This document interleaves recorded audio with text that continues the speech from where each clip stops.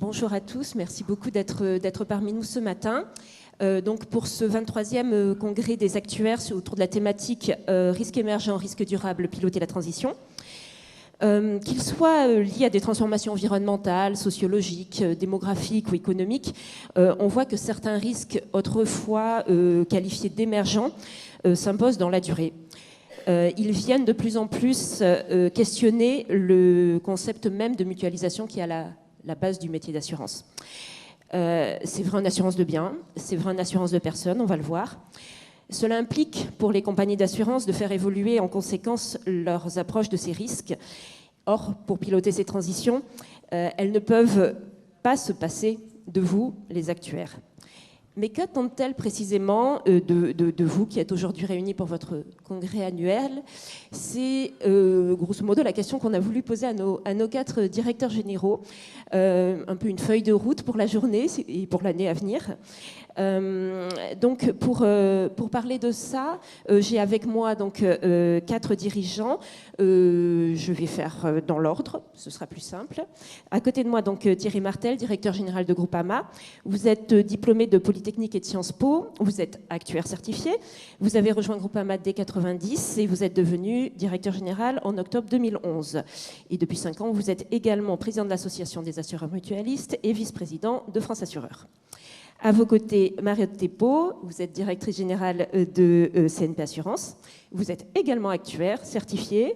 Vous êtes titulaire d'un master en mathématiques de l'Euro-Institut d'actuariat de l'Université de Bretagne occidentale. Vous avez réalisé l'intégralité de votre carrière chez CNP. En 2014, vous prenez notamment la responsabilité du département risque d'assurance au sein de la direction des risques. Et à partir de 2020, vous enchaînez les postes de direction, j'en ai retenu quelques-uns, supervision et coordination des filiales, pilotage de la performance, la business unit Europe hors France. Et en janvier dernier, vous êtes donc devenue directrice générale du groupe. À vos côtés, Delphine Maisonneuve, donc directrice générale de Vive et Vive 3. Vous êtes diplômée de l'école centrale de Lyon et vous avez réalisé l'essentiel de votre carrière dans le groupe AXA. Chez AXA France, j'ai retenu notamment responsable des marchés d'assurance dommages pour les pros puis pour les particuliers. Vous avez également voyagé puisque vous avez été directrice générale d'AXA Brésil. Et votre dernier poste dans le groupe AXA, c'était directrice de l'innovation. Et vous avez quitté le groupe en 2021 pour rejoindre Vive et Vive 3. Et vous en êtes donc directrice générale depuis cette date. Vive 3 qui est donc le groupe qui propose l'offre de soins et d'accompagnement. Hein. Voilà. Et pour finir, à vos côtés, Édouard Vieillefond, vous êtes directeur général de CCR, vous êtes diplômé de Polytechnique, de Supaéro, et vous êtes titulaire d'un DEA d'économie industrielle. Vous avez réalisé la première partie de votre carrière dans le public, essentiellement au Trésor, à l'Agence des participations de l'État, en charge du secteur de l'énergie. Puis vous avez rejoint l'AMF comme secrétaire général adjoint. Puis une parenthèse dans le privé au sein du groupe Covea, et notamment comme directeur général de GMF à partir de 2018. Et en 2022, vous avez donc rejoint le réassureur public CCR et vous en êtes le directeur général depuis juillet 2023. Voilà pour ces brèves présentations. Donc, comme je vous le disais, l'idée était de demander à nos 4 panélistes ce qu'ils attendaient de la profession des actuaires pour faire face à ces risques émergents qui deviennent durables. Chacun a choisi de focaliser son intervention sur un risque ou du moins une activité qui est mise face à un défi qui a pris de l'ampleur au fil du temps. Certains se rattachent plutôt à l'assurance de personnes, d'autres à l'assurance des biens. Je vous propose donc que cette table ronde s'organise un peu en 2 parties. Commençons par l'assurance de personnes. Je me tourne vers vous d'abord, Delphine Maisonneuve. Donc vous êtes au sein de Vive spécialiste de la santé et de la prévoyance. Quel biais constatez-vous du fait d'une recrudescence des risques? Comment ça se matérialise chez vous et du coup, quel défi cela pose à votre groupe mutualiste? Merci, bonjour à tous. Je suis ravie d'être avec autant d'intelligence dans la salle. Alors, je ne suis pas actuaire certifiée. Hein. Tout le monde n'a pas réussi dans la vie, mais voilà, j'ai essayé de trouver ma place dans ces beaux métiers de l'assurance. Donc, le groupe Vive, c'est effectivement un groupe de santé et de prévoyance. On est le premier assureurs santé. Donc tout ce qui tourne autour de la santé et ce qui impacte la santé est vraiment au cœur de nos métiers, et d'autant plus qu'on a une activité d'opérateur de santé, depuis la crèche jusqu'à l'EHPAD, en passant par les magasins d'optique et des cliniques. Donc on a vraiment à chaque fois une vue sur les évolutions en matière de santé en tant qu'assureur pour une partie et en tant qu'opérateur de santé. Alors, je ne vais rien vous apprendre, il suffit de lire les articles qui émanent du ministère de la Santé, de la Cour des comptes, au-delà du risque pas vraiment émergent de réglementaire, mais ce n'est pas le sujet aujourd'hui. Les risques en matière de santé, c'est clairement ce qui tourne autour du vieillissement de la population, autour de la sédentarisation et qui embarque donc une augmentation significative des maladies chroniques. Ça impacte évidemment les assureurs santé, ça impacte la santé publique tout simplement, puis ça impacte la prévoyance. Mais au-delà de ça, il y a peut-être 2 risques sur lesquels on voit vraiment une accélération ces dernières années. C'est bien sûr les risques autour de la santé mentale. Et là, j'avais envie de vous partager un chiffre, c'est que plus de 20% des arrêts de travail prescrits aujourd'hui en France sont liés à des problématiques de santé mentale. C'est pas loin de 38 millions de journées qui sont perdues et 1,4 milliard d'euros de pertes sèches. Donc on voit qu'on a là un sujet qui était existant, mais qui n'a fait qu'augmenter ces dernières années. Deuxième sujet, donc premier sujet qui est vraiment dans une accélération. Le deuxième sujet, c'est tout ce qui tourne autour de ce qu'on appelle la santé environnementale, c'est-à-dire les impacts de l'environnement, que ce soit autour de la qualité de l'air, qualité de l'eau, biodiversité, sur la santé. Et là, un chiffre à retenir, 15%, c'est la part des décès par an, non pas mondiale, mais en région européenne, pouvant être attribués à des facteurs environnementaux. Et la source, c'est l'OMS. Donc on voit bien que même sous nos géographies, dans des mondes développés, avec des systèmes de soins extrêmement puissants, on a aujourd'hui l'environnement qui vraiment impacte de plein fouet la santé. Et puis tout ça est assez lié, c'est-à-dire que ces différents risques ont vraiment des interconnexions. Là aussi, l'OMS qui estime que 25% des pathologies chroniques peuvent être attribuées à des facteurs environnementaux. Donc vous voyez qu'il y a vraiment une interrelation entre, je dirais, le côté, la partie santé, maladie chronique, et puis les facteurs environnementaux, les facteurs de santé mentale. Et ça, ça fait partie des défis qui sont les nôtres en tant qu'opérateurs de santé, mais qui sont aussi, je dirais clairement, le sujet des pouvoirs publics pour je dirais, l'évolution de la population française. Et du coup, comment cela impacte votre organisation et comment les actuaires peuvent vous aider dans ce pilotage de ces risques croissants? Alors, il y a clairement un sujet qu'on n'a pas craqué sur ces sujets de santé et de prévoyance, c'est la prévention. Tout le monde en parle, on sait que c'est important. On pense que c'est important, mais alors quand il s'agit de trouver et d'être en capacité de structurer le modèle économique pour le pays, mais aussi pour les assureurs, là on est encore, je pense, au début d'une histoire.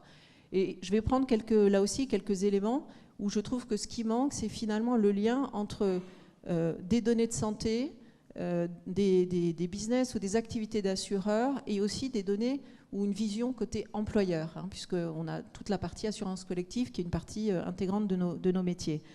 Avoir une activité physique régulière, et ceux qui me connaissent dans la salle savent que je ne suis pas une grande sportive, avoir une activité sportive régulière ou une activité physique, ça a un impact très fort sur la santé, et donc sur l'assurance santé, et donc sur l'assurance prévoyance. On sait que l'activité physique, elle permet une baisse de 20 à 50% du risque de pathologie coronarienne. Je prends mes chiffres parce que je ne veux pas vous dire de bêtises. 20 à 60% du risque d'accident vasculaire cérébral. 45% du risque de diabète. Tout ça, derrière, c'est des risques. Derrière, c'est des contrats emprunteurs sur lesquels il y a des garanties qui vont s'activer. C'est aussi de la tarification. Et donc ce lien, non pas entre la mise à disposition d'une action de prévention, mais bien la réalisation d'une action de prévention et la tarification ou l'évolution d'un risque, la maîtrise, le pilotage d'un risque, c'est quelque chose sur lequel on est encore très balbutiant. Alors il y a eu il y a quelques années cet opérateur allemand, si je me souviens bien, Vitalis, qui avait essayé de faire ce lien entre assurance santé et prévention, mais finalement, je ne sais pas si le sujet doit se traiter au niveau individuel, mais s'il ne doit pas plutôt se traiter au niveau collectif, et trouver des modèles économiques qui permettent entre l'assureur, l'employeur et l'individu de trouver une capacité à mettre en œuvre des moyens, non pas pour mettre à disposition des outils de prévention, mais bien pour faciliter la réalisation effective des actions de prévention. Et j'ai pris l'activité physique parce que finalement, c'est le plus simple et ça s'adresse à toutes les populations, quel que soit l'âge, quelle que soit la pathologie, etc. Donc il y a vraiment ce lien à trouver et cette capacité à modéliser les impacts sur nos activités de la mise en œuvre d'actions de prévention. Pour l'intégrer au cœur de l'offre dès le départ. Absolument. Donc dans l'intégration de l'offre ou dans la capacité aussi à mieux modéliser la projection des risques dans la durée. Donc c'est vraiment un point sur lequel, à mon sens, on n'a pas craqué le sujet et pourtant il y a de la data. Il y a de la data avec des difficultés d'utilisation, d'accès pour des sujets réglementaires. Hein. C'est un sujet qu'on pousse au sein de la profession, cette capacité à avoir accès à de la data santé.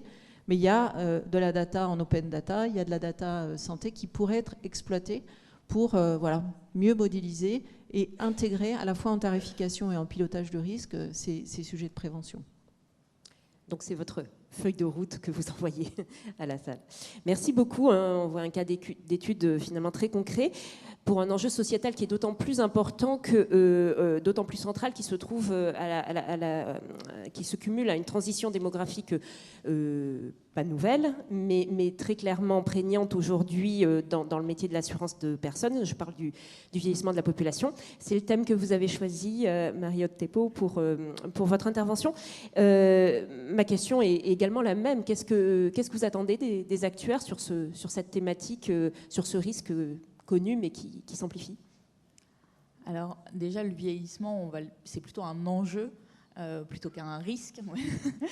Et je pense que le point qui est important, c'est justement comment déjà les actuaires, tous ces risques qui existent, on les transforme en enjeux et en opportunités. Donc le vieillissement, c'est un sujet international.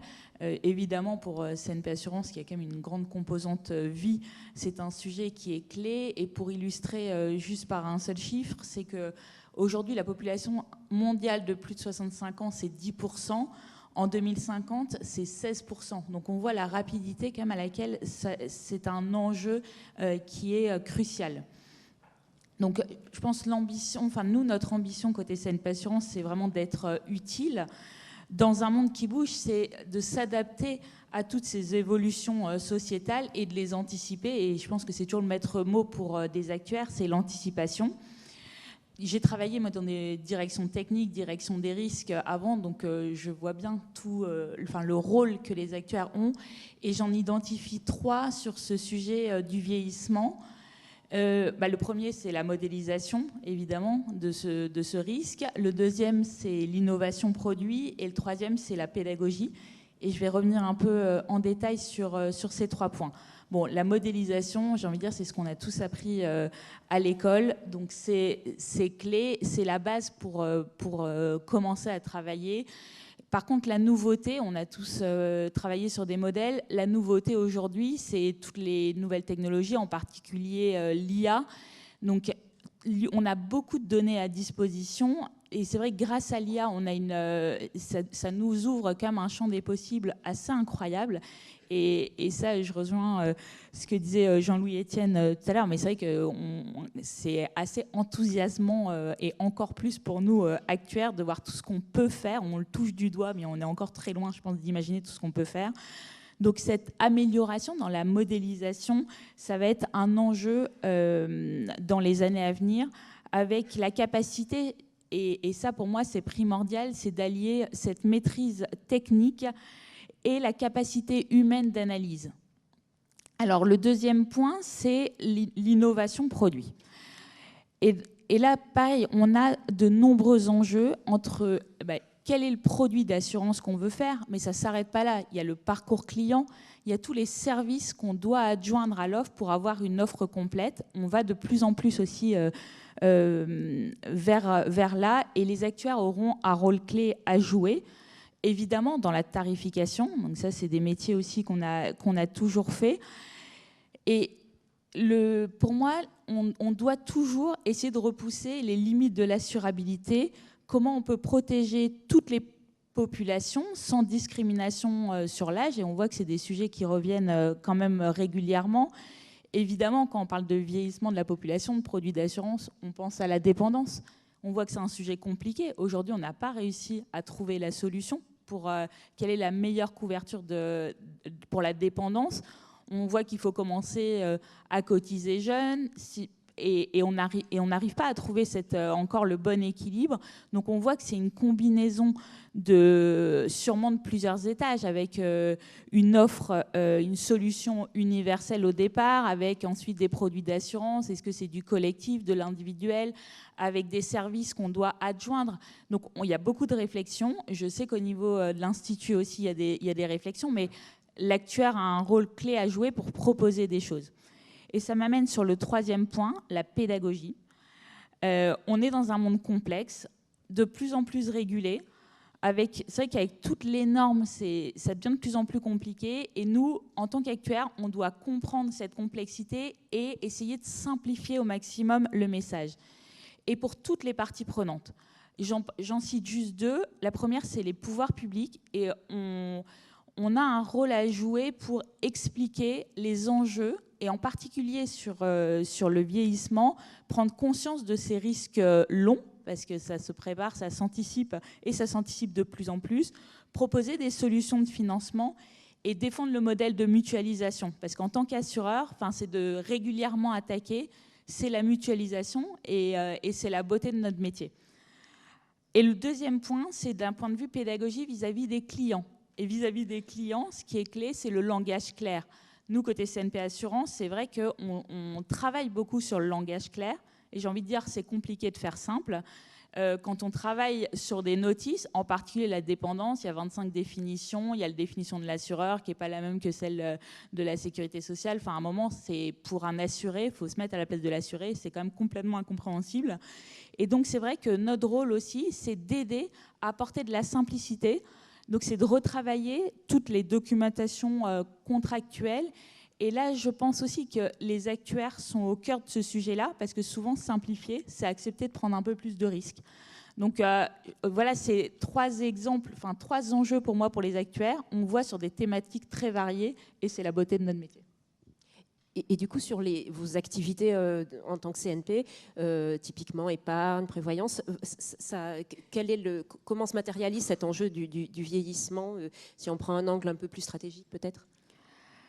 Alors, c'est vrai que sur l'ensemble de nos produits, le vieillissement, ça va nous impacter. Donc, on en parlait tout à l'heure aussi sur la prévention. Je suis assez convaincue que par l'ensemble, on doit utiliser tous nos modèles pour améliorer la partie prévention. La prévention fait partie de la maîtrise des risques.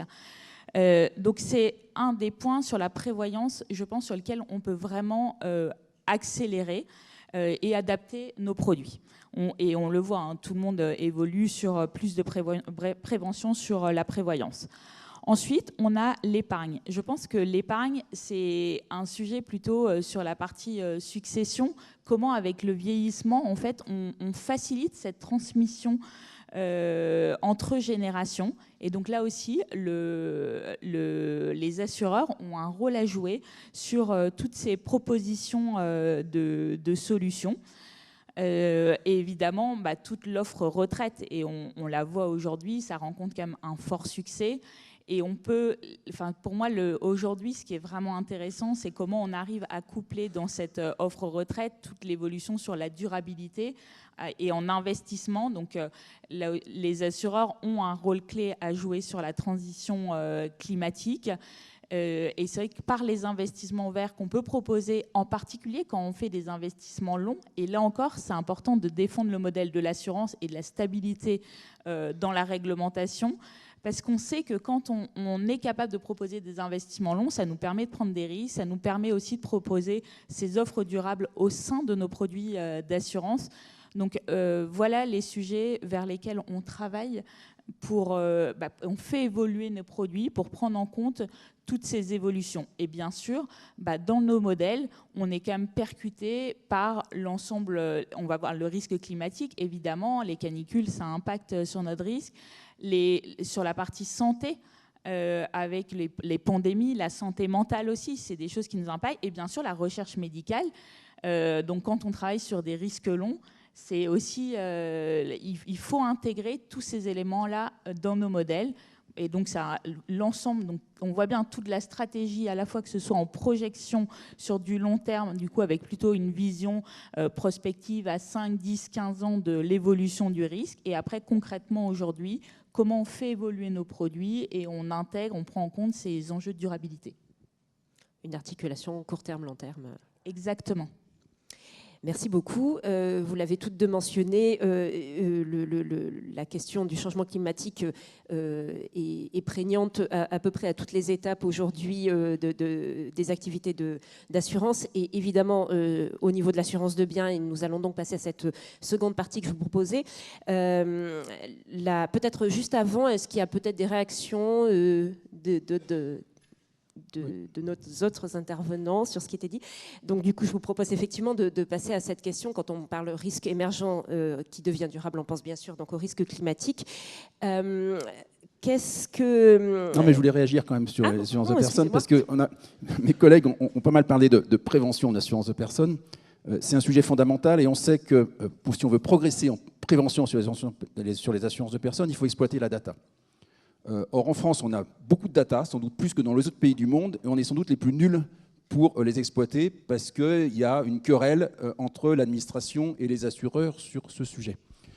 Et là, je pense que les actuaires doivent faire preuve de pédagogie. Je discutais encore cette semaine avec quelqu'un qui a travaillé sur ce sujet. Contrairement à ce qu'on pense, la prévention ciblée par les data inverse le gradient social. C'est-à-dire que là où il y a le plus besoin de prévention, c'est sur les classes les plus modestes. Ce sont ceux qui spontanément ont le moins recours à ce genre de technique. Et quand on fait de la prévention ciblée sur la base de data, on inverse le gradient social et on améliore l'état de santé des plus pauvres. C'est ce genre de message, l'exploitation de la data dans la prévention et dans l'amélioration de la situation sanitaire globale du pays, et en particulier de l'espérance de vie en bonne santé, que les actuaires, à mon avis, ont un message à porter. Bon, je peux pas dire mieux. Voilà, c'est clair que le combat pour la capacité à utiliser les datas et rappeler encore et encore et encore que la sélection médicale, elle est très cadrée, elle est inexistence en contrat santé, elle est très cadrée sur la prévoyance. Les assureurs ne font pas n'importe quoi avec la data et la data santé. Donc voilà, c'est un combat qu'on mène, je pense, en termes de place, mais c'est un sujet sur lequel il ne faut pas lâcher l'affaire parce que je pense que c'est un enjeu, c'est véritablement un enjeu de santé publique.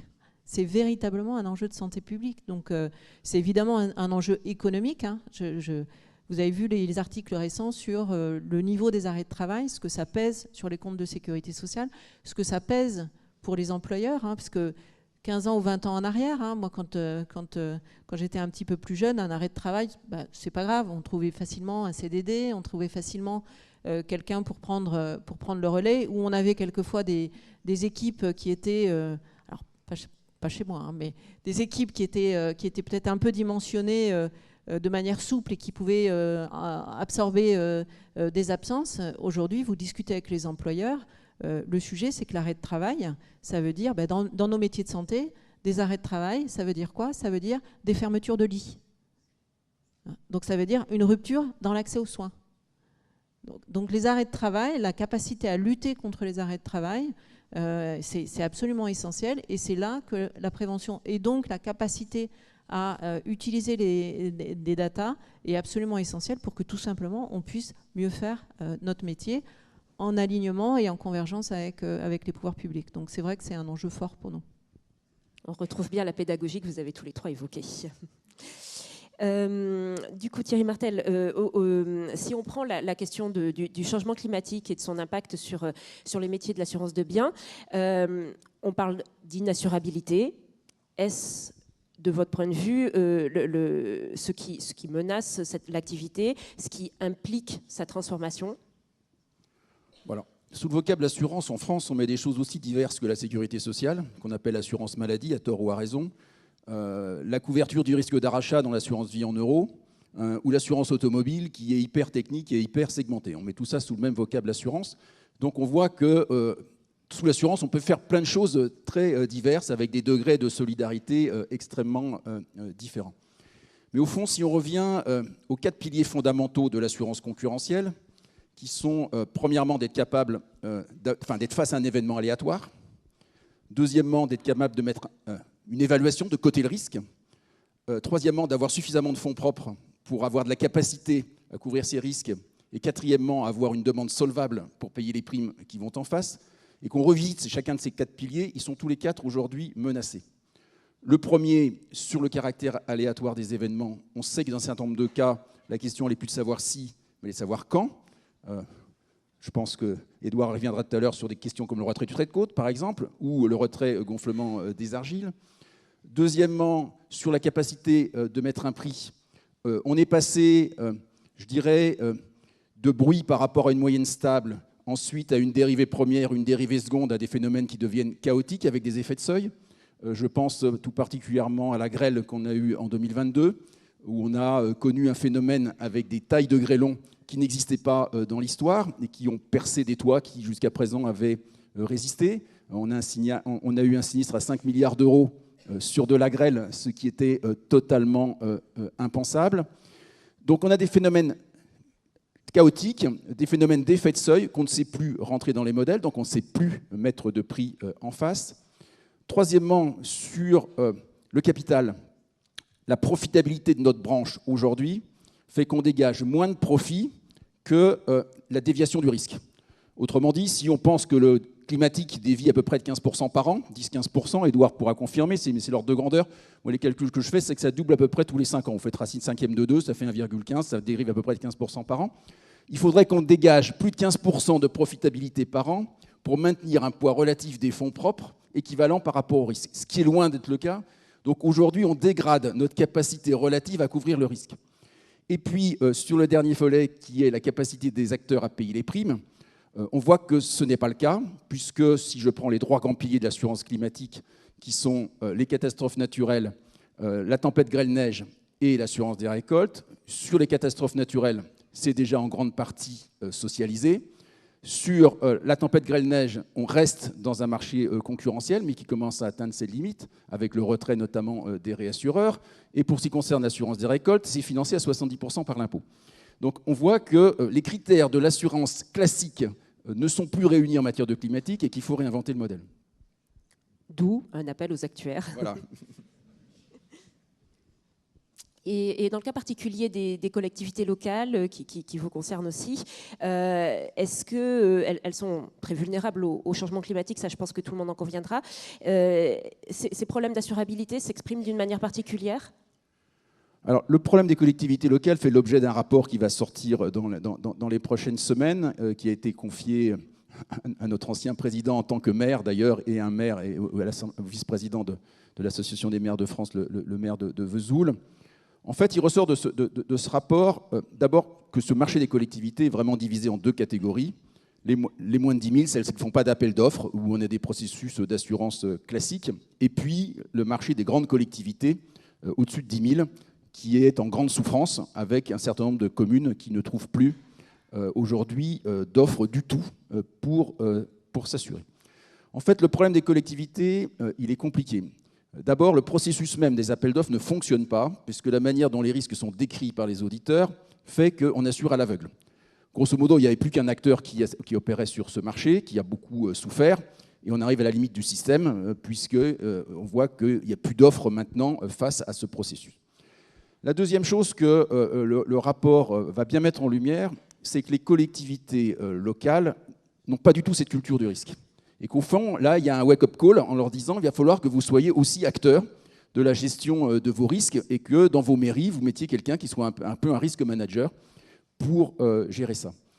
La troisième dimension, c'est l'aléa moral et le fait que l'assurance crée le sinistre. Alors pas tellement, un peu sur le climatique, parce que quand vous regardez au fond, l'ordre de grandeur entre le coût de la prévention et le coût de la prime, c'est un facteur 100. Grosso modo, ça coûte 100 fois moins cher de payer une prime d'assurance que de payer de la prévention. Je prends un ordre de grandeur. Donc, il n'y a pas d'intérêt économique évident à faire de la prévention. Et c'est ça qu'il faut qu'on arrive quelque part à craquer. Comment être incitatif sur de la prévention quand ça coûte beaucoup moins cher. C'est la même chose pour la transition énergétique. Sans doute que le moyen le plus rapide, le plus efficace, ce serait d'augmenter considérablement le prix des énergies fossiles, sauf que la population n'en veut pas. Et les Américains, qui sont d'abord drivés par l'économie, disent « nous, il n'y a pas de problème que la science américaine ne sache résoudre, il faut juste qu'il y ait un modèle économique ». Et donc, est-ce qu'il y a vraiment un modèle économique à la prévention? Aujourd'hui, ce n'est pas évident, et c'est là-dessus qu'il faut qu'on avance. De la même façon, on parle de climatique, mais sur les communes, on voit que le risque qui devient vraiment compliqué, c'est les émeutes. On l'a connu l'année dernière, on est en train de le connaître à Nouméa. On voit bien que les forces de l'ordre, aujourd'hui, cantonnent les émeutes, laissent détruire, parce qu'on préfère finalement que les assureurs payent les réparations plutôt que d'avoir des morts. Ça peut se comprendre. Mais à ce moment-là, est-ce que c'est vraiment le rôle de l'assureur de payer les dégâts liés à une politique publique qui préfère avoir des dégâts matériels plutôt que des dégâts corporels? Donc c'est tous ces sujets-là qui sont autour des collectivités. Et dernière chose, évidemment, les collectivités ne sont pas toutes égales face au risque, entre les communes urbaines, les communes qui sont plus rurales, les communes riches, les communes qui sont moins riches. Et quand on discute avec les maires et avec les gens qui sont à la manœuvre sur ces sujets, ils n'ont pas du tout envie de mutualiser les risques entre eux. C'est un peu chacun pour soi. Et donc ça, c'est aussi un sujet qu'il faudra traiter, mais sur le plan politique. Merci beaucoup. Je voulais également vous interroger sur un autre cas particulier, celui des agriculteurs, avec la réforme de l'assurance récolte dont vous étiez partie prenante, avec ce choix de mettre en place un pool de réassurance. Peut-être vous pourriez rapidement revenir sur comment ça se met en place, nous donner des nouvelles et voir si ça pourrait peut-être être exploité dans d'autres domaines, je ne sais pas, la CatNat pour les particuliers. Alors, l'assurance des récoltes, il faut savoir que dans la plupart des pays du monde, l'assurance des récoltes est le levier utilisé par les États pour soutenir leur agriculture. C'est un levier de subvention à l'agriculture. Aux États-Unis, en Espagne, ça fait longtemps que ça existe, etc. Pourquoi? Parce qu'au fond, c'est une allocation des deniers publics ex post et non pas ex ante. La PAC, c'est une prime à l'hectare. Que votre récolte soit bonne ou qu'elle soit mauvaise, vous touchez une prime fixe à l'hectare. L'avantage de l'assurance, c'est que l'argent public est redistribué post-récolte en fonction des résultats qui ont été constatés par l'exploitation. Donc d'un point de vue économique, c'est beaucoup plus efficace et ça entretient mieux la résilience du secteur. C'est pour ça que, je le disais tout à l'heure, l'État a accepté l'idée que ces primes devaient être subventionnées à 70%. Et que, par ailleurs, face à l'évolution des périls, au-dessus d'un certain niveau de perte, les capacités du secteur privé ne suffisaient plus, et au-delà de 50% de perte, l'État prend en charge les sinistres d'ampleur exceptionnelle. Ce qui est intéressant, c'est que, et ça c'est un peu nouveau, l'État a dit que la solidarité nationale doit jouer si chacun des acteurs joue son rôle, et c'est-à-dire que si les agriculteurs font l'effort de s'assurer, c'est-à-dire qu'un agriculteur qui ne s'assure pas ne bénéficie de la solidarité nationale au-delà de 50% de perte qu'à moitié. Il perd 50% du bénéfice de la subvention publique. Donc c'est assez vertueux parce que ça rend tout le monde dans une logique de risque. Alors pourquoi un pool? Pour deux raisons. La première, c'est qu'à partir du moment où l'État paye 70% de la prime, il est assez légitime qu'il ait un droit de regard sur la manière dont on tarifie. Et l'avantage du pool, c'est qu'on aura de la transparence sur la prime pure et qu'on montrera que la prime qu'on appelle est proportionnée au risque et qu'il n'y a pas de détournement d'argent public dans ce mécanisme de subventionnement.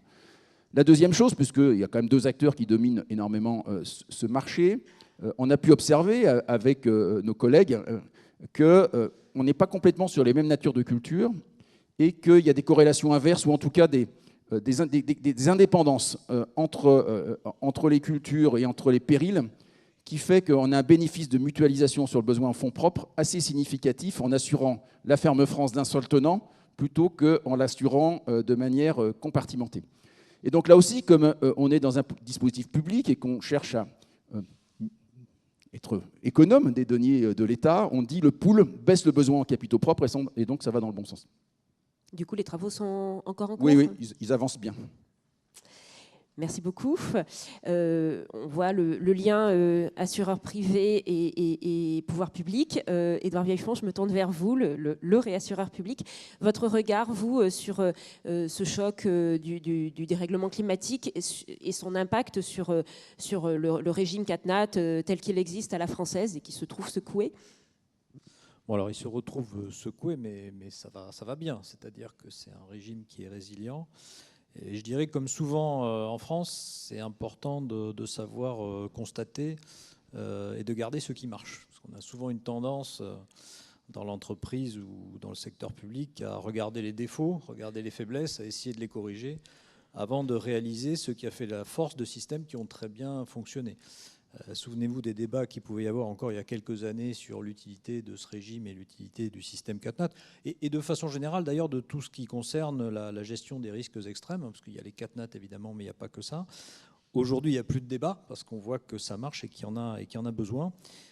C'est conjoncturel, c'est cyclique, mais pas que, parce que le réchauffement climatique étant ce qu'il est, on a des conséquences structurelles beaucoup plus importantes. Donc, ce que je voulais dire, c'est que sur les forces du régime et le fait que ça marche pour des raisons finalement assez simples. On a parlé tout à l'heure d'assurance vie, d'assurance santé, on parle plus d'assurance dommage. Ce qui est assez amusant, c'est que les principes de tout ça, ils ont été fixés, ils ont été émis juste après la Seconde Guerre mondiale. On les retrouve dans le préambule de la Constitution de 1946, et en même temps, on a inventé la Sécu, on a inventé CCR, qui date de 1946, on a inventé le régime des calamités agricoles, même s'il a démarré lentement. Et en fait, c'était quoi? C'est simplement, c'était assurer la solidarité des citoyens devant ce qu'on appelait les calamités à l'époque, on ne disait pas catastrophes, les calamités agricoles, les accidents de la vie, les calamités naturelles. Chacun dans son secteur, c'était déjà divisé en 3. Et on a installé cette solidarité, mais avec un certain nombre de principes, et de principes finalement presque philosophiques assez simples, dans un endroit qui est compliqué, puisqu'on est dans l'endroit où l'assurance commence à ne plus marcher toute seule, c'est ce qu'on appelle inassurable, qui est en fait un terme un peu galvaudé, voire faux, parce qu'en fait, ce n'est pas inassurable, c'est inassurable sans un soutien, sans un PPP, sans une intervention de l'État, sans une garantie. Parce qu'en fait, il y a du vrai inassurable. Le vrai inassurable, c'est ce que Thierry a évoqué tout à l'heure, c'est quand de toute façon l'aléa devient certain et que c'est plus quel est le pourcentage de probabilité, c'est ça va arriver dans 20 ans ou 30 ans, donc c'est la date. Il y a du vrai inassurable. Et on pourrait reparler de l'érosion du trait de côte ou de certaines régions en montagne ou dans des lits de rivière. Ce dont on parle aujourd'hui, c'est inassurable seul, sans l'intervention de l'État. Et pourquoi on a des difficultés à cet endroit-là, c'est qu'on n'a pas l'habitude de le pratiquer. Aujourd'hui, quand on travaille dans l'assurance, et en particulier vous travaillez, c'est par nature, il n'y a pas de subvention publique. On est dans un monde équilibré par lui-même, dans lequel il y a une rentabilité technique, financière, globale, qui est suffisante pour pouvoir faire son métier, et heureusement. Et là, sur tous les sujets dont on est en train de parler, mais c'est vrai pour la santé, c'est vrai pour l'agriculture, c'est vrai évidemment pour les catastrophes naturelles, on arrive à cette fameuse frontière d'inassurabilité, au bord de laquelle c'est compliqué de se positionner, puisque aujourd'hui, vous avez des périls qui sont à l'extérieur, mais qui bougent, qui se rapprochent gentiment. Thierry a cité la grêle tout à l'heure. Bon, on n'y est pas encore. Je ne demande pas, officiellement, parce qu'après on va me le reprocher, je ne demande pas à ce que la grêle entre dans le régime CatNat, pas du tout. Mais en attendant, si on a une catastrophe à 5 ou 6 milliards, comme en France en 2022 ou en Italie, dans le nord de l'Italie l'an dernier, je peux vous dire qu'on va tous refaire nos modèles, et qu'on va se dire ça n'arrive pas tous les 500 ans et peut-être les 80 ans. Et là, il va se poser des questions, surtout avec le retrait des rassureurs privés. C'est un exemple. Des exemples que nous analysons chez CCR à peu près quotidiennement. Il y en a une quinzaine comme ça de périls potentiels qui arrivent à cette frontière d'inassurabilité. Il y en a qui rentrent définitivement parce que structurellement, il fallait qu'ils y soient. Bon, ça, c'est les CatNat réglementaires, les inondations, etc. Il y en a qui rentrent et puis qui ressortent quand ça va mieux. On a réassuré de l'assurance crédit, par exemple. Ça peut arriver. Et puis, de temps en temps, on en a d'autres qui se rapprochent de la frontière. Alors, c'est quoi le principe, en fait? C'est quoi ce qui fait la force du régime? C'est que, oui, on a un principe qui est simple. C'est le principe de carence de marché. Quand le marché fonctionne, que les assureurs privés, avec les réassureurs privés, fonctionnent et peuvent faire le boulot, il n'y a pas de sujet, il n'y a pas de régime, il n'y a pas de CCR, on n'a pas besoin d'intervenir. C'est très clair. Donc ça, il faut le dire. Par contre, quand on arrive ou qu'il y a une menace, qu'on arrive à cette limite d'inassurabilité, alors là, il faut y aller. Pourquoi? Parce que moi, j'entends souvent des extrêmes un petit peu des deux côtés. D'un côté, c'est le privé peut tout faire à tout moment. Et on l'entendait beaucoup, cette musique, il y a quelques années. Ça s'est un peu calmé. Honnêtement, ça n'est pas possible, puisque là, on se retrouve systématiquement dans une socialisation des pertes au mauvais moment. Et à contrario, de l'autre côté, je ne vous cache pas que j'entends de mon autre oreille, alors je ne sais pas si c'est la gauche ou la droite, d'autres qui souhaiteraient, pour le coup, tout socialiser. D'ailleurs, quand on parle de la MRH, c'est vrai que si on commence à mettre des bouts de tempête grêle-neige ou de la grêle dans la MRH, ça devient quasiment une socialisation de la MRH qu'on ne souhaite pas, qu'on ne souhaite vraiment pas. Donc nous, on est un peu au milieu. On essaie d'être dans cet équilibre, entouré parfois par des gens qui aiment tirer d'un côté extrême ou l'autre pour telle ou telle raison, dont certaines sont très nobles. Et au milieu, qu'est-ce qui compte ? C'est quoi ? C'est la modélisation, c'est la capacité à calculer l'endroit de cette inassurabilité. Et là, pour le coup, alors autant je trouve que c'est un régime qui marche très bien sur la base de ces principes de carence, alors la solidarité en face de la responsabilité, la mutualisation, bien sûr, c'est vraiment essentiel. Mais après, on sait qu'on peut améliorer le régime. Et sur quoi on peut améliorer le régime de telle façon que non seulement il soit pérenne, mais qu'il rende de plus en plus de services. Ça a été évoqué un petit peu tout à l'heure. C'est s'améliorer dans cette calculatoire qui est un peu différente de l'actuariat d'assurance classique. Là, on va dans quelque chose qui est plus macro ou socio-économique. Moi, ce qui me frappe, c'est qu'il y a deux mondes qui vivent un petit peu à part aujourd'hui, mais même si on a des améliorations, et ça c'est aussi peut-être un message pour les actuaires, dans les diversifications possibles, on a tellement de périls, on a tellement de risques qui sont en train de franchir ou d'arriver à cette limite d'assurabilité ou d'inassurabilité selon que l'on est optimiste ou pas, qu'en fait, arriver à savoir s'il faut une intervention de l'État, s'il faut entrer dans du partenariat public-privé, mais sur la base de chiffrage et de modélisation claire, ça va devenir aussi important dans beaucoup de domaines que, entre guillemets, de faire les calculs classiques. Et pourquoi je dis ça ? Je dis ça parce qu'en France, on a quand même une force dans les partenariats publics-privés, dans les DSP, on sait faire ça. Alors peut-être un peu moins que depuis les années 2000, mais dans certains domaines, typiquement les routes, les autoroutes, les lignes à grande vitesse, je faisais ça dans ma jeunesse, on faisait ces calculs socio-économiques. Quand il y a eu les débats sur la 69, il y a bien eu des calculs socio-économiques avec de la monétisation des externalités, bonne et pas bonne, la pollution, le gain de temps, etc. Or, ça, c'est un calcul économique qui doit nous mener à savoir si oui ou non, à un moment, il faut qu'il y ait une intervention de l'État qui n'est pas souhaitable en tant que telle par défaut, mais qui doit être là quand on en a besoin. Alors, on a cité certains exemples, je ne développe pas parce que ça serait trop long, mais c'est vrai qu'en ce moment, on a un débat sur les collectivités locales et notamment sur la sous-partie émeute, qui est évidemment trop complexe, parce que la définition d'émeute dans le droit français, la jurisprudence, c'est quand même tout un poème. Et souvent d'ailleurs, quand vous avez un problème important sur un péril, vous regardez le marché sous-jacent, vous regardez les définitions, et vous remarquez qu'il y a déjà un sujet. Mais si je prends cet exemple qui est un peu à la frontière, on voit typiquement que, déjà, il faut commencer à traiter le péril sous-jacent. Là, en l'occurrence, Thierry l'a très bien dit, on a quand même un sujet de mesure du risque, on a un sujet avec le Code des marchés publics, et puis il n'y avait pas tout à fait, c'est le moins qu'on puisse dire, l'équilibre technique pendant des années et des décennies. Après, le calcul qui mène à la conclusion, est-ce qu'il y a une vraie carence structurelle de marché ou pas ? Il faut le faire après avoir fait ces améliorations sur le marché lui-même. Voilà, peut-être un dernier point sur les améliorations qu'on peut faire au régime, encore une fois, pour améliorer quelque chose qui marche déjà bien. C'est ce que j'appelle les trois cartographies. Aujourd'hui, on a besoin de trois choses qui manquent plus ou moins. On a évidemment besoin d'une cartographie des risques et des aléas, mais à un niveau national, avec une granularité suffisante, qui, il faut le dire, mais c'est vrai que c'est politiquement très compliqué, doit évoluer vers une cartographie qui a des conséquences réglementaires. Ça doit être à la fin, au bout du bout, une cartographie opposable et pas seulement une cartographie dans un premier temps, on va dire, pour sensibiliser les publics, que ce soit les citoyens, les particuliers ou les entreprises. Ça, c'est vraiment extrêmement important. Aujourd'hui, vous savez qu'une telle cartographie n'existe pas, ou par bout. Il y a des plans de prévention à tel endroit. Alors on fait les inondations, mais pas toutes les inondations. On ne fait pas la sécheresse. C'est la première chose. La deuxième, c'est évidemment d'avoir aussi une cartographie, si j'ose dire, des solutions, c'est-à-dire des conséquences. Et là, je reviens sur ce qui a été dit sur la prévention, l'aménagement du territoire, etc. Pour le coup, si un jour on sort une vraie cartographie suffisamment granulaire des périls, des aléas, il faut que la solution arrive en même temps que la présentation officielle de ce qui risque d'arriver. On voit ce que ça peut faire sur les valeurs foncières notamment.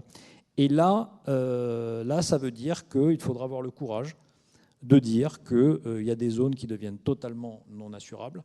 Alors, je ne sais pas comment il faudra les qualifier, zones noires, zones inhabitables, zones non constructibles. Il y a de très bons rapports qui ont été faits récemment là-dessus, très courageux. Il y a évidemment la cartographie du CEREMA, mais il y a aussi et surtout un excellent rapport de l'IGEDD qui propose des solutions pour se retirer progressivement. Je sais que ce n'est pas facile politiquement. Le sujet qu'on a, c'est que si on n'a pas le courage de faire une cartographie des endroits dont on sort, la conséquence, c'est qu'on va dire qu'on reste partout et que là, les assureurs ne pourront pas rester partout. Donc je dis souvent, il faut rester presque partout, mais le 1 à 2%, on ne peut pas rester, il ne faut pas. Et puis, dernier point, évidemment, dans la cartographie, la dernière, vous savez qu'il y a beaucoup de débats là-dessus suite au rapport Langreney, c'est la cartographie de présence des parts de marché, des assurances, de la souscription, qui a un lien évidemment avec les deux autres. Via la solvabilisation qui est apportée par le régime CatNat, il est normal qu'il y ait une présence suffisante, qu'il y ait des incitations, qu'il y ait un renforcement de la péréquation, en respectant évidemment toujours les règles du marché. Je pense qu'une fois qu'on aura progressé sur ces 3 cartographies, on aura fait beaucoup de choses pour pérenniser et améliorer le régime. Un message rapide aux actuaires du coup de la salle sur ces vastes travaux. Alors, vous avez plein de choses à faire. Déjà, encore une fois, je reviens aux fondamentaux. Avant de parler de ce qu'il faut faire en plus ou dans quoi il faut se développer, déjà le cœur de métier est important. Et la technicité de l'actuariat, les règles, les normes, la capacité à faire des choses sérieuses dans un monde qui devient compliqué et dans lequel, comme on est face à des phénomènes non linéaires, comme le disait Thierry, en plus on est obligé d'être un peu plus imaginatif, de prendre des risques sur la prospective, d'avoir des méthodes, d'être capable d'être très très bon sur les calculs de base, déjà c'est extrêmement important.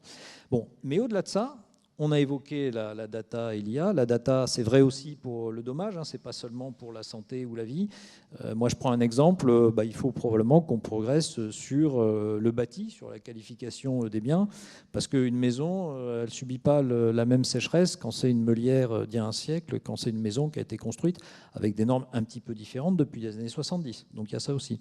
Mais les évolutions que je trouve les plus intéressantes ou les diversifications ou les métiers vers lesquels il faut aller pour encore, je dirais, faire valoir la compétence actuarielle assurantielle. C'est ce que je disais tout à l'heure sur la compétence économique, plus socio- et macroéconomique, parce que vous allez le retrouver tout le temps. Et là, on a vraiment 2 chapelles qui sont trop différenciées, ce qui est extrêmement dommage. Ça, c'est une première chose.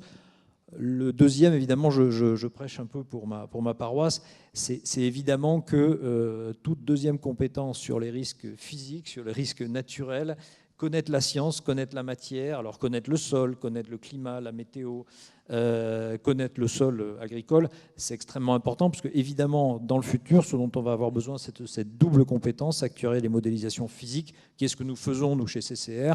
C'est extrêmement complexe, mais je peux vous dire que c'est un des métiers les plus passionnants qui puissent exister.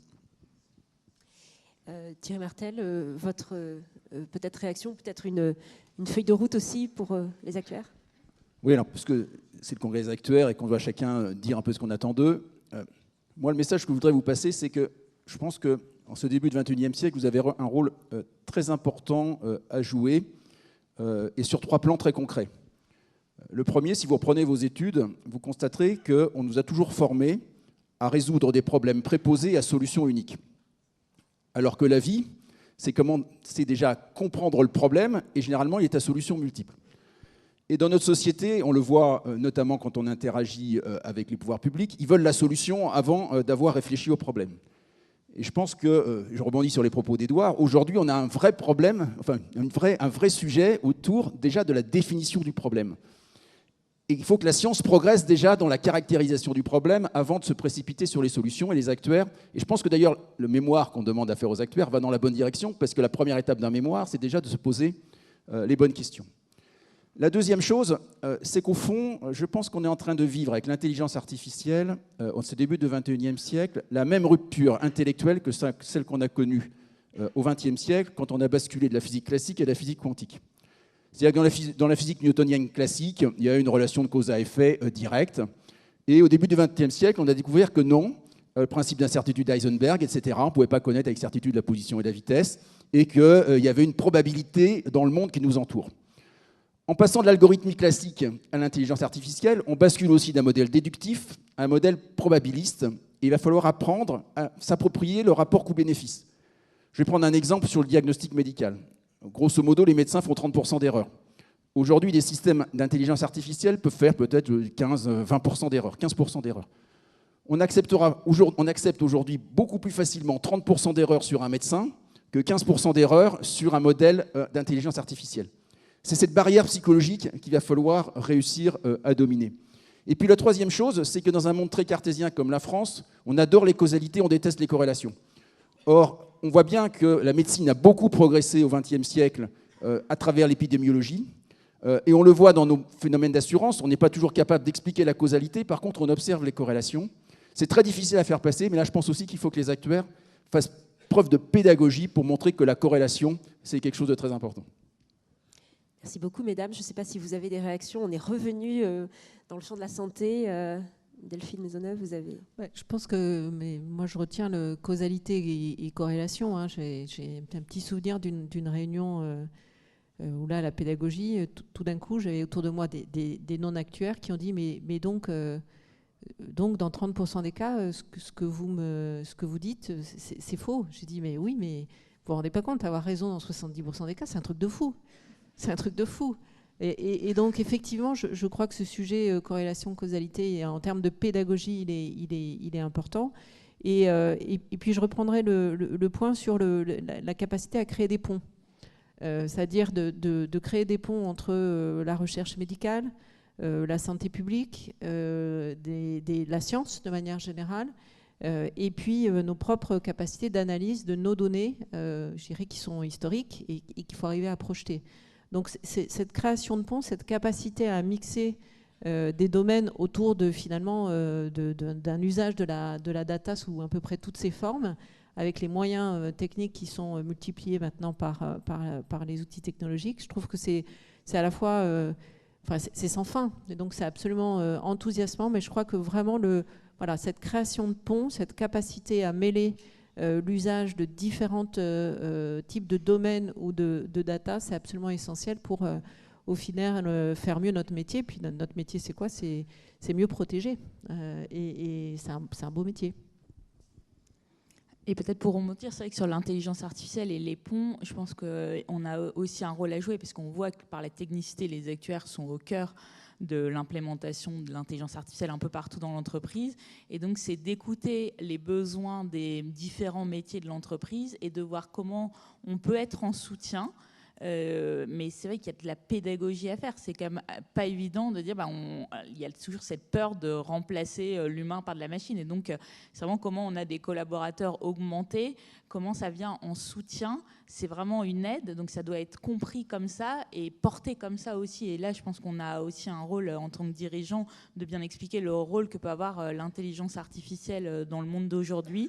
Et après, c'est d'écouter pour pouvoir apporter les meilleures solutions. Et c'est vrai que nous, on le développe pour la gestion relation client, comment, avec des algorithmes d'intelligence artificielle, on peut venir en soutien des conseillers et leur faciliter la tâche dans la vie de tous les jours. Et en même temps, on se rend compte et on découvre au fur et à mesure. Moi, c'était assez marrant en allant sur le terrain, en rencontrant les équipes. Ils me disent, oui, mais alors en fait, quelque part, tout ce qui est à faible valeur ajoutée, mais du coup, tout ce qui est facile, on donne à la machine. Et moi, il me reste que les choses compliquées. Et en fait, nous, on se dit, surtout, je pense encore plus en tant qu'acteur, c'est sympa. Il reste les trucs sympas à faire, à forte valeur ajoutée. Et c'est comme ça qui nous motive le matin. Mais mine de rien, c'est une évolution des métiers qu'il faut accompagner. Et c'est vrai que moi, je ne l'avais pas du tout anticipé, le côté de dire il ne nous reste que les choses compliquées, émotionnelles à gérer. Nous, on est sur la partie décès dans de l'assurance vie. Émotionnellement, c'est chargé. Et donc, si on laisse tout ce qui est facile à la machine, toute la journée, on gère tous les cas un peu compliqués. Donc, c'est vrai, c'est aussi ce réglage entre la part de l'humain, la part de la gestion automatisée ou par l'intelligence artificielle. Donc, on a beaucoup de choses à faire et c'est des ponts entre les différents métiers. Mais sur cette intelligence artificielle, je vous donne une anecdote pour rire 5 minutes. Je parlais avec un ami qui construit des avions et qui me disait que dans quelques années, dans les cockpits d'avions, il y aurait un pilote et un chien. Un pilote pour rassurer les gens et le chien pour mordre le pilote s'il touche aux commandes. C'est l'intelligence actuarielle. Merci beaucoup à tous les quatre. Je me tourne vers la salle. S'il y a des questions, n'hésitez pas à lever la main, vous présenter. On a ouvert énormément de sujets. Je crois qu'apparemment, il faut que vous leviez pour poser la question. Non, apparemment, le micro vient à vous. Il y a une question là, ici. Là, ici. Ah. Voilà. Oui. Il fonctionne ? Oui. Si vous pourriez donner des exemples d'utilisation des data pour améliorer la prévention, vous avez parlé de ça tout à l'heure, vous avez dit si on utilise des data, on pourra mieux, améliorer la prévention, parce que la prévention, enfin les actions de prévention qui devraient être menées dans le cas de la santé, on les connaît, ils sont à peu près, je pense. Donc, est-ce que vous pourriez concrètement donner des exemples ? Alors, je peux en donner plusieurs. Alors, il y a le grand classique qui est d'être en capacité d'identifier des populations à risque ou à démarrage de risque. Donc ça, c'est ce qu'on appelle la prévention secondaire ou tertiaire. Et donc d'être en capacité de pousser auprès de ces populations des moyens renforcés d'accompagnement via des psychologues, des coachs sportifs, etc. Donc ça, c'est très, très simple et très concret. Le point, c'est de pouvoir accéder à certaines données et pouvoir utiliser certaines données pour pousser, c'est-à-dire la consommation de certains médicaments ou le fait d'avoir suivi tel ou tel type d'examen, ça peut donner des indices sur le fait que la personne est sur tel ou tel type de parcours de santé et donc de pousser la prévention qui va bien. Donc ça, c'est assez classique. Ça ne me paraît pas du tout compliqué à faire, mais il faut juste qu'on puisse utiliser la donnée correspondante. Après, un deuxième point très concret qui est plutôt dans l'autre sens, c'est d'être en capacité, là pour nous, en macro, d'être en capacité de dire, quand j'ai des données qui me remontent sur le fait que j'ai mis en place un certain nombre d'actions de prévention sur un collectif, par exemple une entreprise ou autre, je suis en capacité de récupérer la donnée de ces actions de prévention et de rétro-pédaler pour dire j'ai vraiment un impact et je suis en capacité de me motiver non pas à mettre 1,2% de mes primes dans des actions de prévention, mais peut-être 2,5 ou 3% dans ces actions de prévention. Donc il y a vraiment dans les deux sens cette capacité à produire une circulation. On a besoin d'avoir de mettre des moyens supplémentaires, non pas pour, c'est une obsession pour moi, mais non pas pour proposer des actions de prévention, mais pour faire en sorte que les personnes activent ces actions de prévention. Donc ça, c'est des moyens qui sont économiquement supplémentaires. Donc c'est pas envoyer un courrier pour dire ce serait bien de faire une mammo, mais c'est d'avoir des gens qui éventuellement appellent pour vous prendre rendez-vous pour faire une mammo. Je prends cet exemple-là, c'est un exemple assez simple. Pour que la compagnie d'assurance ait envie de faire ce genre de choses, il faut que, elle ait les données qui vont bien, mais surtout qu'elle soit convaincue que si elle fait cette action qui coûte plus cher que simplement envoyer un mail ou recevoir un courrier, derrière, on a une capacité à dire les populations qui ont suivi ces actions de prévention, derrière, il y a vraiment une baisse du risque. Et donc, quelque part, mon investissement en pilotage de risque est absolument rentabilisé. Voilà. Donc, aujourd'hui, on est plus à l'intuition, à l'extrapolation à partir de données publiques, qu'à une capacité d'analyse fine de nos populations assurées. Je vais vous donner un exemple concret. Je parlais de l'inversion du gradient social. Évidemment, c'est des choses qu'on ne peut absolument pas faire en France, puisque on n'a pas du tout accès aux données. C'est des expérimentations qui ont été faites dans des pays du Nord, même dans des pays européens. On s'aperçoit que les campagnes de prévention globale n'ont absolument aucun effet. Et donc, ils ont identifié des populations à facteurs de risque, cardiovasculaires, cancer, diabète, etc. Et ils ont pris des rendez-vous chez des médecins en ciblant les gens, en disant vous avez un risque aggravé, vous avez un rendez-vous tel jour à telle heure chez tel médecin. Et on s'aperçoit que c'est les populations les plus modestes qui vont à ces rendez-vous beaucoup plus que les populations plus aisées qui considèrent qu'elles sont bien suivies par ailleurs. Et donc c'est comme ça qu'on a des actions. C'est pour ça que je parlais de l'inversion du gradient social. Quand on a des mesures de prévention ciblées sur la base de diagnostics faits sur des datas, on inverse le gradient social en termes de prévention. C'est la qualité du ciblage. C'est vraiment, du coup, comment dans nos modèles, on arrive à améliorer, affiner, là où on était très grosse maille avant et un peu de l'intuition, comment on a une qualité de ciblage beaucoup plus fine et on sait que plus on est bien ciblé, plus on est pertinent et du coup, on arrive derrière à vraiment être efficace. Peut-être en deux mots sur l'assurance de biens aussi, parce que la prévention, en fait, elle marche bien, ce qui paraît un peu paradoxal en première intention. c'est qu'en fait, on fait de la prévention en assurance pour les entreprises, les usines, etc. On fait des visites de risque et ça marche. Alors, on peut être content à 100% ou à 50%, mais c'est un cycle vertueux qui existe parce qu'il y a des processus. Et ce qu'on remarque à chaque fois qu'on va vers le particulier, mais pas seulement en assurance vie dommage, ou d'ailleurs on n'a pas seulement en assurance vie santé, on n'a pas la difficulté de la data, de la sensibilité de la data. C'est une donnée sensible, mais ce n'est pas une donnée aussi fondamentale. Et là, tout d'un coup, on se retrouve dans un trou où ça marche pas, où ça marche moins bien. On voit bien que la prévention individuelle ne fonctionne pas. Alors que les calculs, on le montre assez facilement, quand on fait des travaux pour éviter les inondations avec le fonds Barnier, par exemple, la rentabilité de l'euro investi dans la prévention, c'est 3 € économisés quelques années plus tard, mais c'est quand même 3 € économisés. On le sait aussi sur la sécheresse, le RGA, on sait que si on faisait certaines choses bien ciblées, c'est du 1 pour 4. C'est des ratios qui sont pas absurdes. On sait qu'il y a une énorme rentabilité et financière et socio-économique dans le système. Et en fait, on n'y arrive pas pour plusieurs raisons, mais il y a 2 raisons. Il y a une raison data, les données, et ça marche aussi pour les biens. Si on avait des données plus précises sur, alors je prends la maison individuelle, qui est le sujet d'aujourd'hui, mais il y en a d'autres, en fonction de la localisation, par rapport aux différents périls, bien sûr les tremblements de terre, il y a d'autres choses, mais rien que sur les inondations, par ruissellement notamment, et sur la sécheresse, le fait de savoir où est l'argile, le fait d'avoir une bonne qualité de modélisation de la variation d'humidité et le fait d'avoir ce que j'évoquais tout à l'heure, c'est-à-dire le bâti, déjà, je pense qu'on fait des progrès énormes pour aller dans le sens de la prévention et de l'incitation. Bon, après, il y a besoin de l'incitation elle-même. Et là, on arrive à un autre sujet qui vient d'être abordé, c'est la complexité, entre guillemets, administrative des processus qui sont mis en place. Alors, autant, par exemple, je reprends le fonds Barnier, le fameux fonds de prévention des risques naturels majeurs, il marche très très bien pour les gros périls et les gros travaux et les expropriations, etc. Dès qu'on arrive dans l'individuel, c'est quasiment impossible, pour tout un tas de raisons. Et là, on ne va pas faire de la data seulement en espérant que ça marche. C'est-à-dire que dès lors qu'il y a du retail, qu'il y a des particuliers en face, et pour tous ceux qui organisent une relation client directe, ils le savent, il faut une qualité, et donc par le digital ou par le phygital ou l'omnicanal, on dit comme on veut, mais il faudra une qualité de la relation client, de la relation de la personne qu'on veut inciter à faire de la prévention dans sa maison, etc., parce que sinon ça ne marchera pas. Regardez aujourd'hui le nombre de dossiers, je ne parle même pas pour les catastrophes naturelles, même pour l'auto, le nombre de dossiers qu'il y a au BCT aujourd'hui. C'est quelques centaines par an.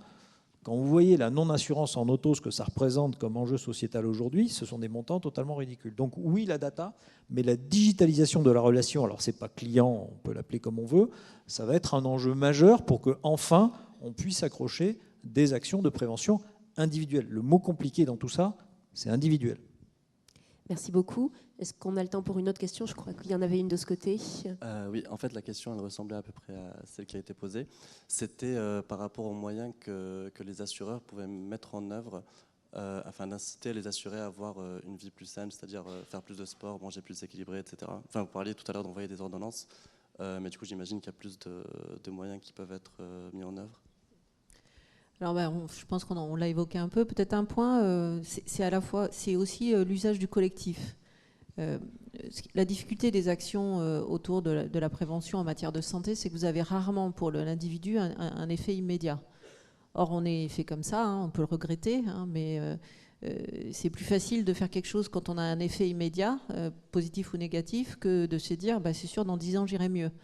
Donc, il y a la logique pour embarquer, il y a à la fois bien ciblé, mais il y a aussi l'embarquement via le collectif. Et nous, chez VIF, on croit beaucoup à la capacité à embarquer dans le cadre de collectifs. Donc, c'est collectif au travail, collectif au sein des collectivités ou des actions que vous pouvez mener avec, par exemple, des retraités ou des personnes seniors. Et c'est collectif dans les lieux d'apprentissage pour les étudiants. Parce que seul... Alors, si vous balancez à une époque, on a dit il faudrait que les assureurs payent X euros de subvention pour la salle de sport. Sauf qu'on va payer X euros pour la salle de sport pour les gens qui aiment le sport. Donc, on n'a rien gagné. On n'a pas fait bouger d'un iota la santé publique.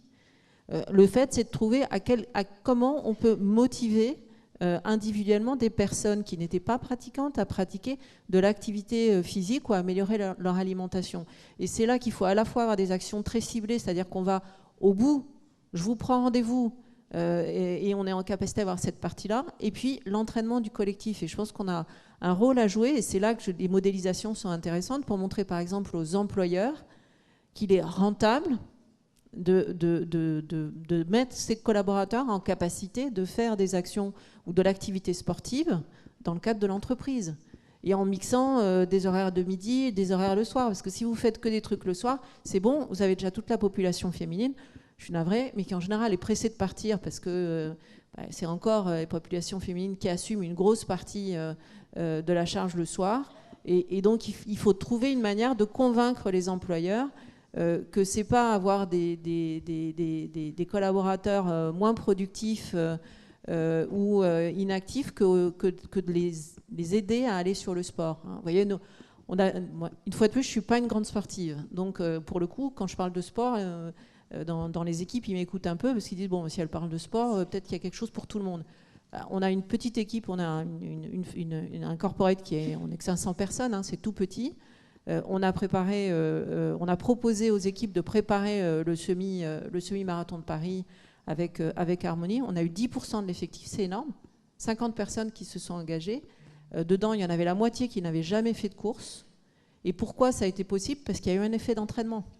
Et donc cette logique d'effet d'entraînement, c'est vraiment un point sur lequel on peut progresser. Et là, on vous attend en tant qu'actuaire, c'est être capable de démontrer que c'est bon. C'est bon pour l'assureur et c'est bon pour l'employeur. Merci beaucoup.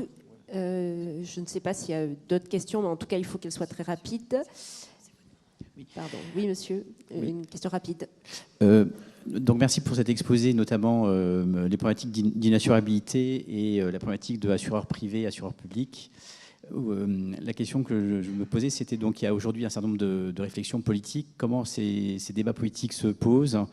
Est-ce qu'il y a des pressions et est-ce qu'il y a il peut y avoir des solutions qui sont prises qui peuvent être radicalement différentes? Est-ce que vous pourriez nous éclairer en la matière?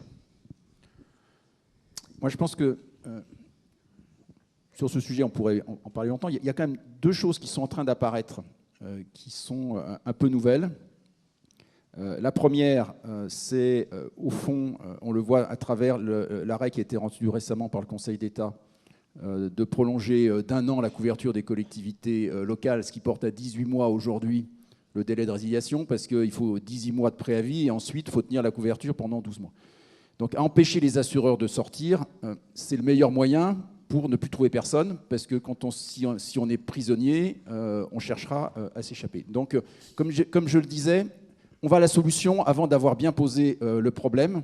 Et plutôt que d'accroître les capacités, on se met en situation de les réduire. Et puis l'autre, Édouard pourra en parler, c'est le sujet des CatNat sur les propriétaires, où il n'y a pas d'obligation aujourd'hui d'assurance pour les propriétaires de maisons, notamment. Et on est en train, ça fait partie des recommandations ou des idées du rapport Langreney, d'installer une obligation d'assurer là où il n'y a pas d'obligation d'assurance. C'est-à-dire qu'il y aurait une forme d'asymétrie. On commencerait à introduire la notion de refus de vente en nous obligeant de faire de la vente à perte, puisqu'en l'occurrence, c'est de ça dont il pourrait s'agir. Et là, on voit que les lignes sont en train de bouger de manière dangereuse, et c'est là où les actuaires doivent faire aussi preuve de technicité pour expliquer que tout ça, ça ne vole pas. Oui, alors là, c'est le sujet de la pédagogie, en fait, parce que nous tous, aujourd'hui, il y a 30 ans, le débat grand public, le fait que tout ceci devienne sociétal et qu'on ait besoin de tout expliquer en des termes simples, qu'il faille communiquer, parce que si on n'est pas bon dans le débat public, on perd, maintenant, à chaque fois. Donc on est obligé de... Et c'est vrai pour les sujets d'aujourd'hui. Alors moi, je suis assez optimiste sur le développement des politiques publiques en la matière, parce qu'effectivement, il y a eu la remise du fameux rapport Langreney, donc qui est finalement sorti fin mars, et qui contient un certain nombre de recommandations. Et aujourd'hui, comme on sait, les pouvoirs publics s'en sont saisis, comme les autres rapports dont on a parlé sur les collectivités locales.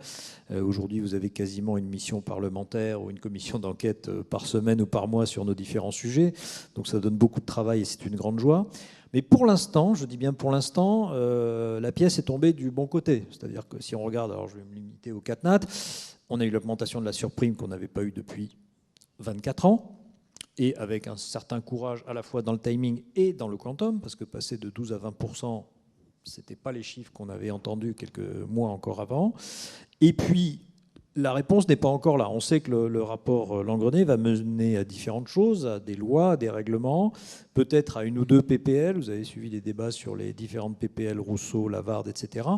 Et très probablement une captation du débat par le fameux PNAC, le Plan national d'action contre le changement climatique qui, normalement, doit intégrer la composante adaptation, donc notamment CatNat, notamment aux effets physiques naturels du réchauffement climatique.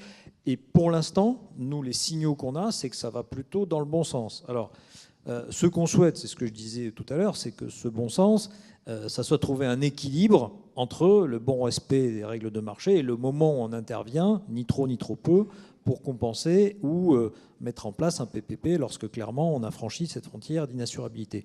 Et là, pour rebondir sur ce qu'a dit Thierry, parmi les sujets un petit peu chauds, et c'est vrai, il y a ceux-là, c'est où mettons la frontière d'inassurabilité physique, zone rouge et puis zone très rouge, on ne peut pas rester. Comment on améliore, comment on renforce encore la péréquation par des incitations intelligentes. Alors, il y a beaucoup d'idées sur le caractère plus ou moins virulent de ce qu'on impose aux assureurs pour rester. Moi, à titre personnel, je préfère des mécanismes de marché qui respectent les règles de la concurrence, mais avec les bonnes incitations qui sont méritées du fait que le régime CatNat solvabilise l'ensemble. Donc, il faut trouver un équilibre, il ne faut pas aller trop loin. Nous, on y travaille. Par exemple, aujourd'hui, ce qu'on a proposé, c'est que pour cette péréquation additionnelle, on passe plutôt par ce qui s'appelle notre commissionnement quote-part. Vous savez, c'est la rétrocommission qu'on donne à nos cédantes, aux assureurs. Quand les assureurs qui restent, on va évidemment, qui restent dans les zones tendues, on a plutôt envie de leur donner plus de commissionnement que ceux qui ont plutôt envie de s'en aller, c'est normal. Mais par des mécanismes relativement équilibrés, pour l'instant, on est en train d'y aller. Le vrai sujet, désolé de me répéter, c'est effectivement si on n'a pas les fameuses cartographies et si on n'a pas ce que j'appellerais du courage cartographique avec les 3 catégories que j'évoquais, c'est-à-dire risque, aléa, présence, part de marché et puis cartographie des solutions réglementaires et puis clair pour les particuliers avec du digital, avec des choses compréhensibles, c'est vrai qu'on risque de souffrir encore un petit peu. Mais je reste globalement très optimiste. Attendons le PNAC dont on m'a dit qu'il devrait sortir le mois prochain ou en tout cas à l'été. Merci beaucoup à tous les 4. Merci.